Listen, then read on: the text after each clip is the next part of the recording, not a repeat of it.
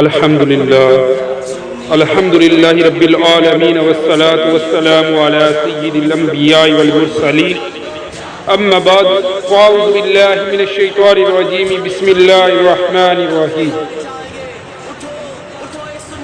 اللہ اکبر اللہ اکبر اللہ اکبر لبیک لبیک لبیک یا رسول اللہ صلی اللہ تعالی علیہ وسلم۔ اکثر اوقات دیکھنے کو آتا ہے اور خود کے ساتھ بھی کئی بار ایسا ہوا کہ اسلامی پوسٹ شیئر کرنے کے ساتھ Facebook I D block کر دی جاتی ہے، کبھی 30 دن کے لیے، کبھی آل ٹائم کے لیے۔ تو ایسا کیوں ہوتا ہے؟ جو چیزیں بلاک کرنی چاہیے، جو چیزیں ختم کرنی چاہیے، وہ بہت تیزی کے ساتھ آگے بڑھ رہی ہیں، اور جو اسلامک چیزیں ہیں جنہیں پھیلانا چاہیے، جنہیں عام کرنا چاہیے، ان کو دبایا جا رہا ہے، ان کو بلاک کیا جا رہا ہے۔ یہ بہت افسوس والی بات ہے کہ ناچ گانے تو وائرل ہوں، کے بی میں ان کے شیئرز جائیں، کے بی میں ان کے لائک کمنٹس ہر چیز ہو، ان کو کوئی بلاک نہیں کرتا، بلکہ داد دی جاتی ہے، ایوارڈ دیے جاتے ہیں۔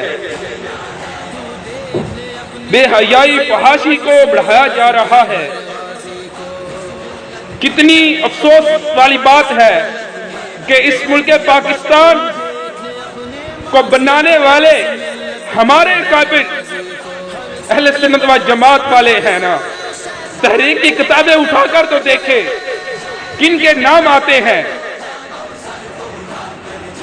جو لوگ اس وقت اسمبلی ہالوں میں ہیں اور دوسری دیگر جگہوں پر ہیں، ان کے باوجداد کو ہسٹری نکال کر دیکھی جائے، ان کے باوجداد نے ملک پاکستان بنایا ہے یا ہمارے قابل اہل سنت و جماعت نے پاکستان بنایا ہے؟ تو انشاءاللہ عز و جل اس بات کا بخوبی علم ہو جائے گا، یہ بات خوبی واضح ہو جائے گی کہ پاکستان کو بنانے کے لیے جن شہیدوں نے قربانیاں دی، جو لوگ شہید ہوئے، کچھ نے قربانیاں دی، مال کی، جان کی، اپنی عزتوں کی قربانیاں دی گئی، تو وہ الحمدللہ، اور ہم بڑے فخر کے ساتھ کہتے ہیں کہ وہ اہل سنت و جماعت ہیں۔ کچھ بد عقیدہ لوگوں نے تو یہاں تک کہہ دیا تھا کہ شکر ہے ہم پاکستان بننے والے گناہ میں شامل نہ تھے۔ کچھ بد عقیدہ لوگوں نے گاندھی کو مہاتما گاندھی کا نام دیا، مگر تحریک پاکستان میں جن لوگوں نے دن رات ایک کر کے اس ملک کو بنایا ہے وہ اہل سنت و جماعت والے ہی ہیں۔ تو پھر یہ کلمہ طیبہ کے نام سے بنا ہے یہ ملک خالق کائنات کے نام سے بنا ہے، یہ اس کے نبی کریم صلی اللہ علیہ وسلم کے نام سے بنا ہے۔ تو آج خالق کائنات کا نام لینے سے اور اس کے پیارے حبیب کا نام لینے سے تو ایڈس بلا کی جاتی ہیں، مگر فحاشی اور بے حیائی کو عام کرنے کے لیے ان کو ایوارڈ دیے جا رہے ہیں۔ تو یہ بہت افسوس والی بات ہے۔ میرے خود کے چینل ایڈیز کئی دفعہ بلاک ہوئی، لیکن فحاشی والے چینل، فحاشی والی پکس، میوزک والی پکس، ویڈیوز تمام سرے عام چل رہی ہیں، گردش کرتی نظر آتی ہیں سوشل میڈیا پر۔ اگر نہیں نظر آتا تو لبیک کا نعرہ نظر نہیں آتا، اگر نہیں نظر آتا تو قادیانی کافر ہے یہ لکھا ہوا نظر نہیں آتا، اگر نہیں نظر آتا تو مفتی محمد اشرف فاضل جلالی کا نام لکھا ہوا نظر نہیں آتا، اگر نہیں نظر آتا تو ختم نبوت کے متعلق کی ہوئی پوسٹ نظر نہیں آتی۔ یہ تو اپڈیٹ دی جاتی ہے نا کہ فلاں سنگر فلاں طریقوں فلاں جگہ پر آ رہا ہے، ان کو بلاک نہیں کیا جا رہا، یہ پوسٹ بلاک کی جاتی ہیں کہ فلاں جگہ پر مفتی محمد اشرف قاسم جلالی صاحب آ رہے ہیں، فلاں جگہ پر سعد رضوی صاحب آ رہے ہیں، فلاں جگہ پر سنی تحریک کے چیئرمین تشریف لا رہے ہیں، فلاں جگہ پر تحریک لبیک اسلام کے چیئرمین تشریف لا رہے ہیں، فلاں جگہ پر تحریک لبیک پاکستان کے چیئرمین تشریف لا رہے ہیں، تو ان پوسٹز کو بلاک کر دیا جاتا ہے۔ کتنے افسوس کی بات ہے نا۔ کچھ ہوش کے ناخن لیں، اتنا ظلم مت کریں، اتنا ظلم مت کریں، اتنا ظلم مت کریں، کچھ ہوش کے ناخن لینا، کچھ سوچیں، کچھ سوچیں، کچھ سوچیں۔ کیوں اسلام کے دشمن بنے ہوئے ہیں آپ لوگ؟ جنہوں نے ملک بنایا، جن کے کابرین نے اس ملک بنانے کے لیے قربانیاں دی ہیں، ان کے خلاف سازشیں۔ مفتی محمد اشرف قاسم جلالی صاحب دامت برکاتہم عالیہ کو 4 ماہ جیل میں رکھا گیا، کس قصور میں؟ کوئی بات واضح نہیں ہوئی۔ اس وقت کہاں پر تھے؟ اور آج سعد حسین رضوی صاحب کو گرفتار کیا گیا۔ کیا ماجرا ہے یہ؟ کیا اس اسلامی ریاست میں بھی ہمیں اپنے پیارے آقا صلی اللہ تعالی علیہ وسلم کے نام لینے سے روکا جائے گا؟ ارے دوسرے ممالک میں ایسا ہوتا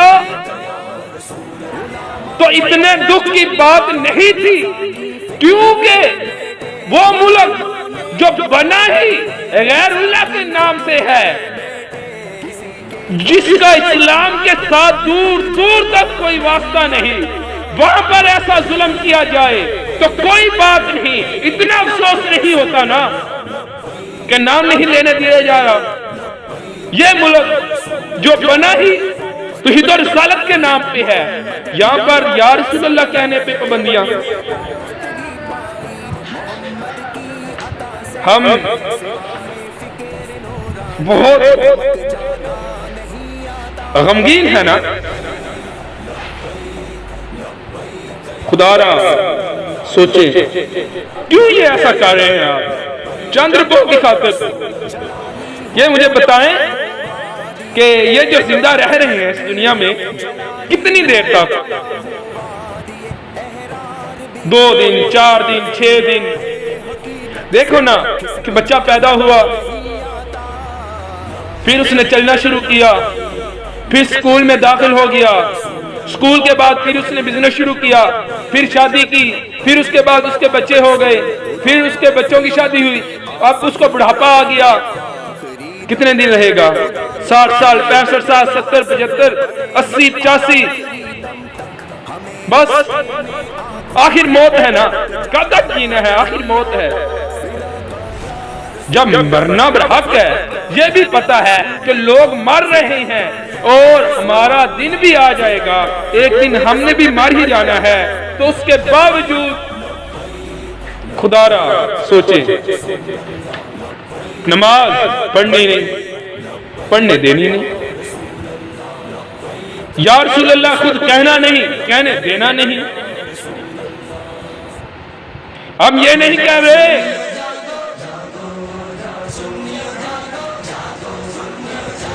کہ